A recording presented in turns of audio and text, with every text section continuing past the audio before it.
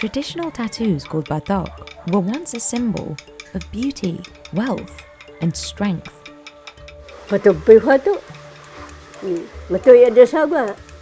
Sadugan. Ayan chatta kuy kumpuy huwa agjas.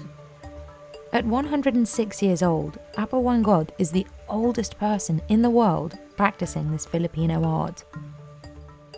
The tradition nearly disappeared when the US took control of the Philippines in the late 19th century.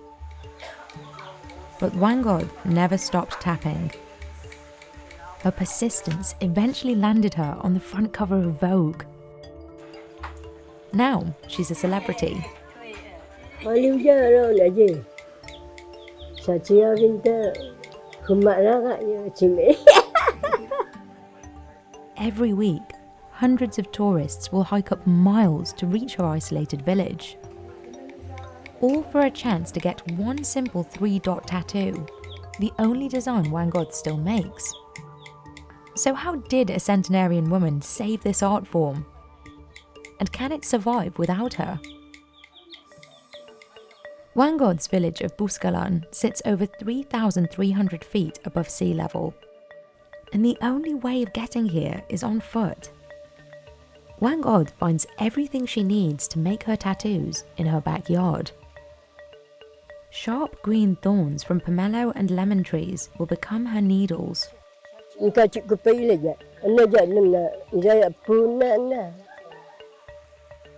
She inserts the thorns into a bamboo stick to make the tapping tool called a gisi.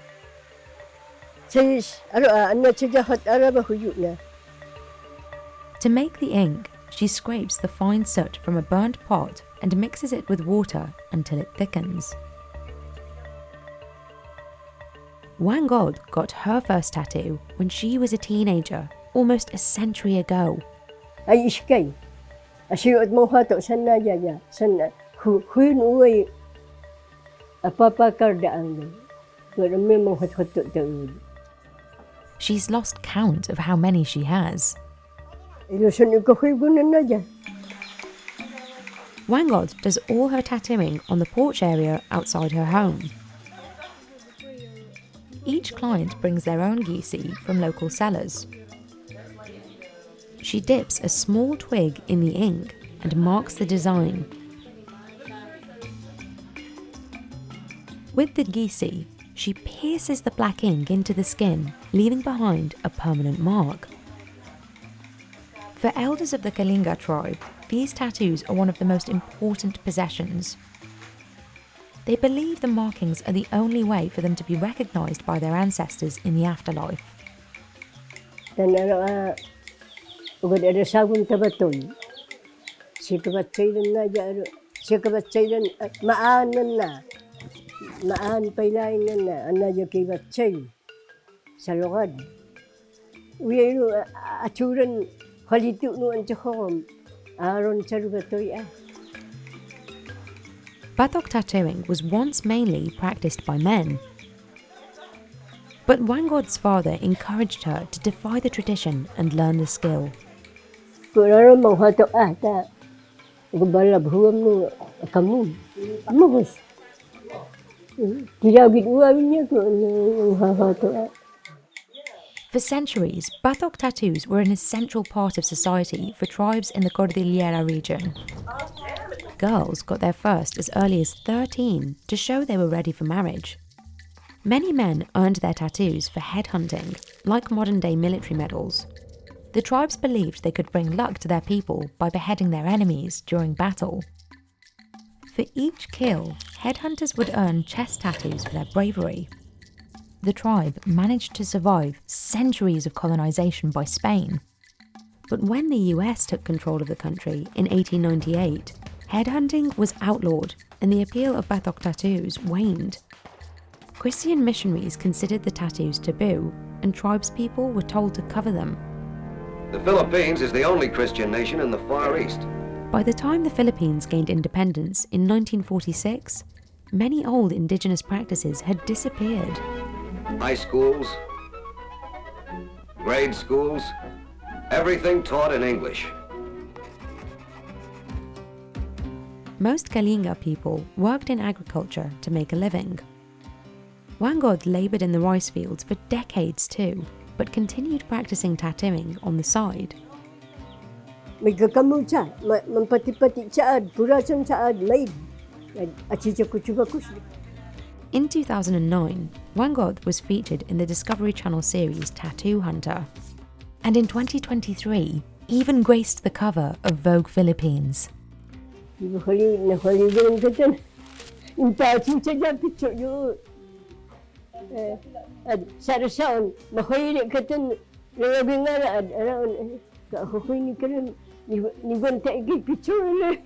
Nalagay nga, ida ay. And Wangod went from a local tattooist to a national treasure. The global attention brought tourists to Buscalan.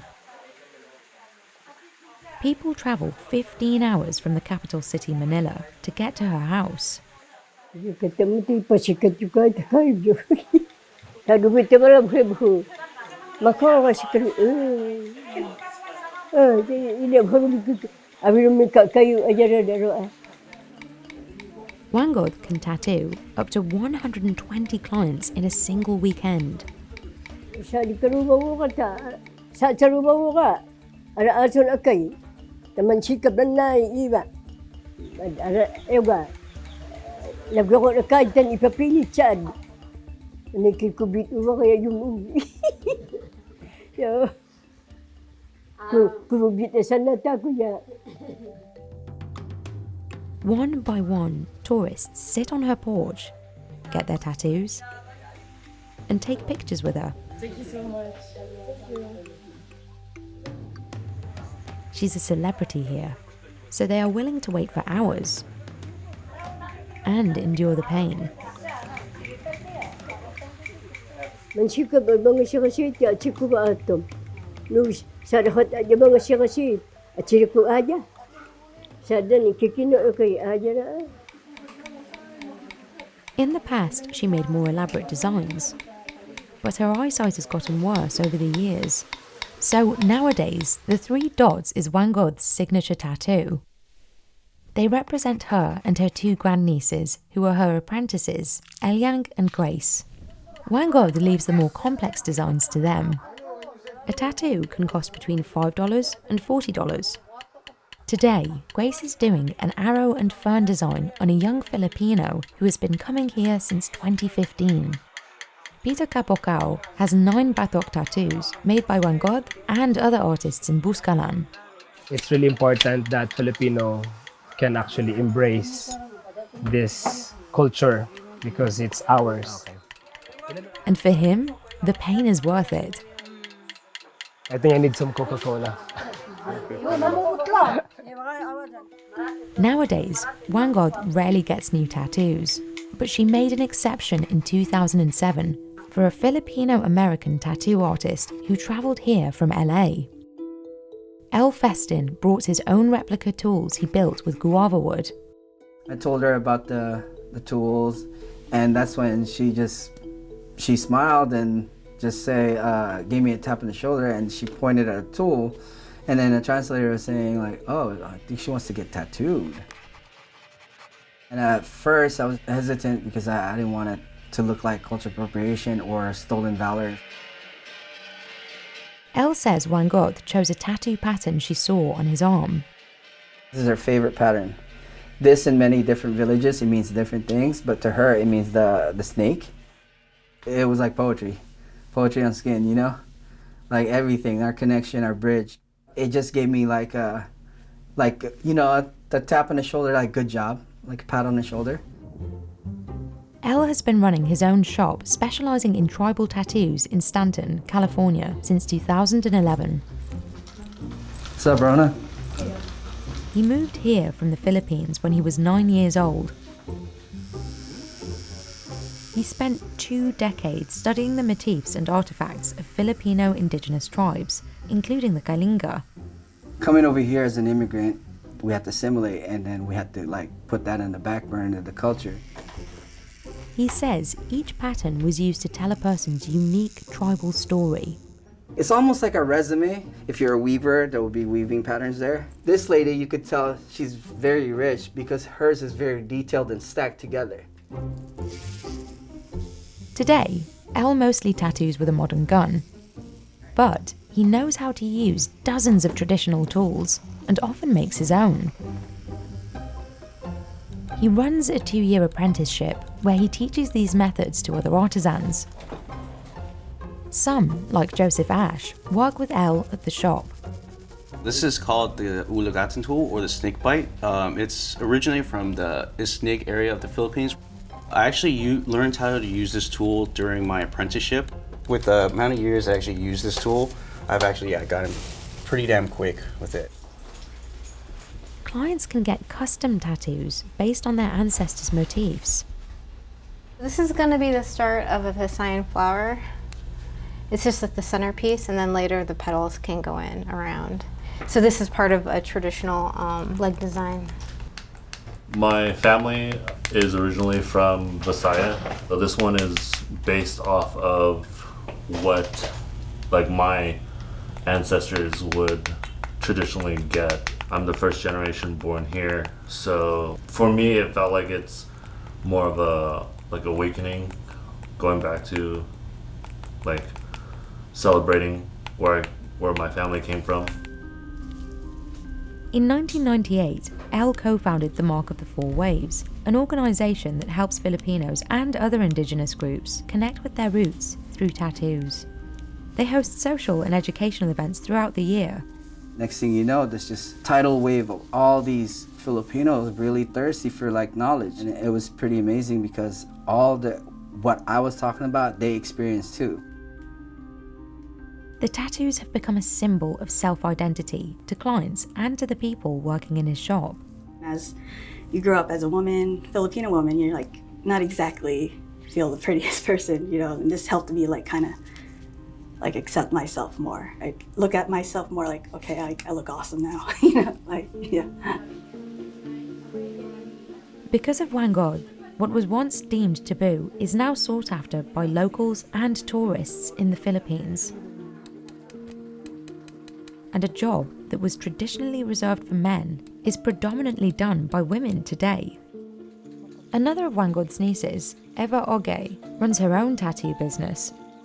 Magwato tan jaran nangungunay awa hanap buhay husayan mabilaan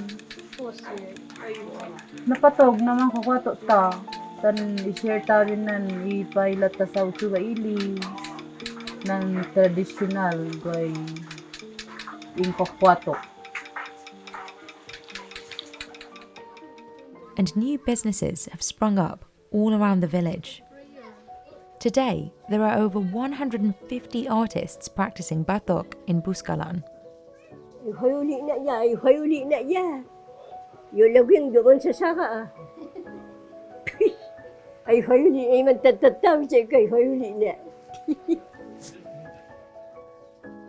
And her life has changed too.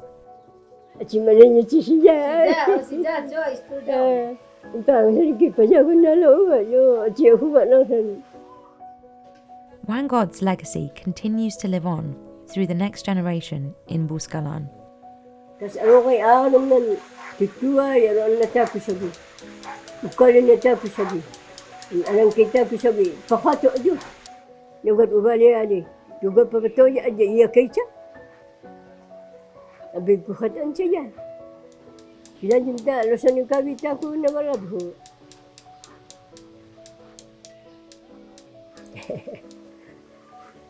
Legsa aja, dan orang sumikata, legsa aja.